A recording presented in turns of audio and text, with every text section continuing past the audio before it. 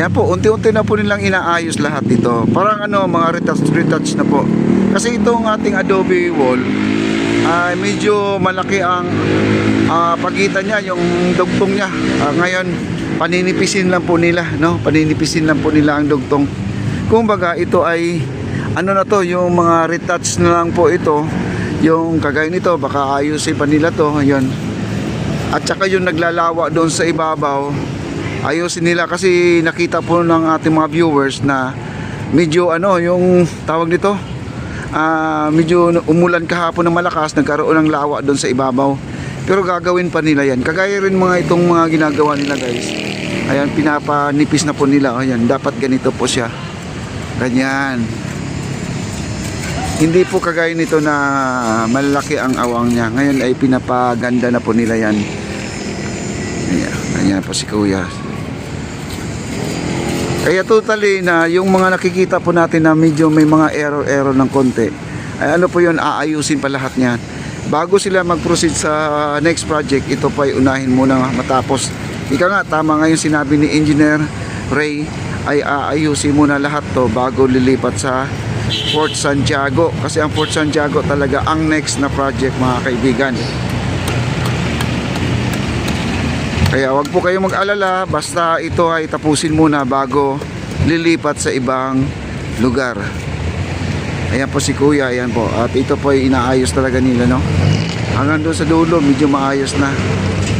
Ayan. At ito po ay mga malalaki kasi ang mga agwat kagaya nito. Ayan, malalaki. Kailangan magiging pino na po talaga siya. Ayan, no? Giniguhitan ni kuya, oh. Ayan, napakaganda na po guys. Kaya yung iba naman kasi nagko-comment, akala nila tapos na, kaya marami silang comment, ay bakit ganyan yan, bakit ganyan yan, di ba? Antayin na lang po natin, kaya yun ang sabi ni Engineer Ray at si Engineer Jojo, na abangan na lang po nila yung pagtatapos. Yung talagang ano na talaga siya, yung free na talaga siya, no? Free. Ayan, oh. Ganda. Di ba?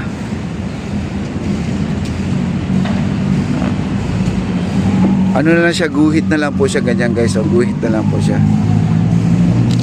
Kaya abangan na lang po natin yung pagtatapos nitong ating esplanade. Di pa naman talaga totally tapos to mga kaibigan. At ito naman po ay buti na lang guys, hindi umulan ngayon guys. Kung umulan ngayon, nako, mahinto na naman ang trabaho nila dito. Gawa nga dito sa ating panahon. Hi sir. Ayan guys, oh. At naglalagay sila ng ano, pandikit na.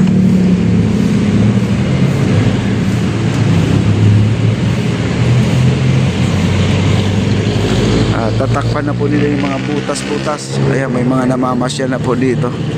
At tingnan nyo dito guys, ang mga halaman, no? Dito ako namamangha guys, grabe yun. Ang ganda ng pagkatanim guys, oh. Oh, ang ganda ng pagkatanim nila yung halaman na yan, oh. Wow, hanggang dito sa ating harapan, oh. Yan, oh. Ang ganda. Yung peanut na plant dyan ang nagdadala ng attraction guys. Kahit na maliliit lang siya, pinong-pino siya, pero pag sa malayo mo tingnan talaga, talagang green na green. Grabe, oh. Kala mo siya ay Bermuda. Hindi po Bermuda yan, ha. Napakaganda guys. Ayan po ang kanilang gawa ngayon guys, oh. Nandun sila gumagawa. Okay. Dito meron pa rin. Ayan, at dinidikitan na po nila yan. At nilalagyan na po nila ng tapal yung butas na yan. Ayusin na po nila yan. Ayan.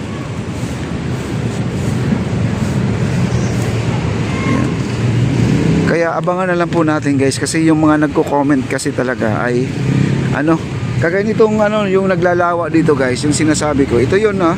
Aayusin din nila yan. At sinabi na rin ni engineer yan, no? Aayusin na rin nila to. Kasi nung kahapon nakita po natin yan, nung umulan ng malakas dito, di ba? Ano na, yung ang daming tubig, you know, 3 beses na raw yata naglimas yung ano, yung janitor. Ayan, oh. Ayan. Ayan. ang ating ano.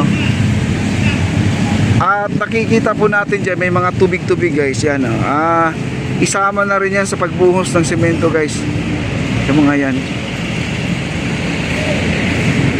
At inayos na po nila. Kahapon, bako-bako po yan, parang alon. Ngayon ay plain na po siya, diretso na po siya. At ito po ay hingi ng sticker to guys. Yan si kuya. Kasi matagal na po ako dito. From the start talaga guys, itong Esplanade ay tayo ay naglalagay pala ng ano dito, yung mga poste sa ilog, nandito na tayo. Eh halos familiar na po tayo dito sa ating ano, sa ating pagbablog dito sa Esplanade.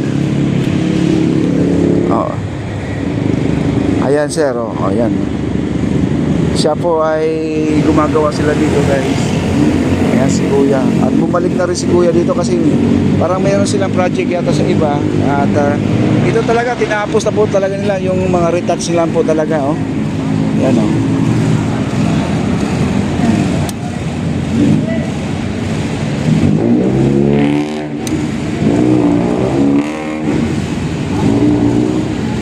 Ayan, may nagdi-deliver pa ng tubig. Ayan, may nagdi-deliver pa ng tubig dito. Ayan, tama. Malaki ng truck, no? Nagkakarga ng tubig yan. Ayan si kuya. Ayan, bumabakat na yung kalawang. Ayan, paganda. Kahapon kasi nandiyan po naka-imbak po yung mga ano, yung steel matting, no? Steel matting. Ngayon ay nandun na po lahat, oh. Nandun na po sila sa dulo, oh. Malayo na po sila. Ayun, nasa dulong-dulo na po sila. Kaya po ang ating taga-suporta dito, sila po ay ano, lagi ko kasi silang nabablog dito. Siyempre naman ay ayan guys, lapit po tayo. Ito yung bumakat kahapon kasi kahapon meron pong malaking nakarolyo dito na steel matting. At ngayon po ay naikabit na po nila.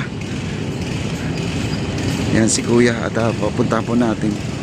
Sila po ay kasalukuyan ay nagkakabit na. Ang bilis pala magkalawang nito guys, itong steel matting nila. Kunting basa lang, ano, nakagad kalawang nakagad.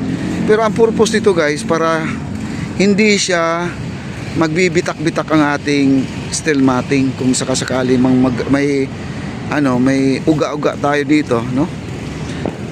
Ayan, oh, tingnan mo dito, walang mga bitak yan dahil ito po ang purpose niya. Yung steel matting na to. At dito po ay naglalagay siya, pupuntahan po natin sila dito, sila ay nagtatali. Ayan na po, inaayos na po nila guys, oh.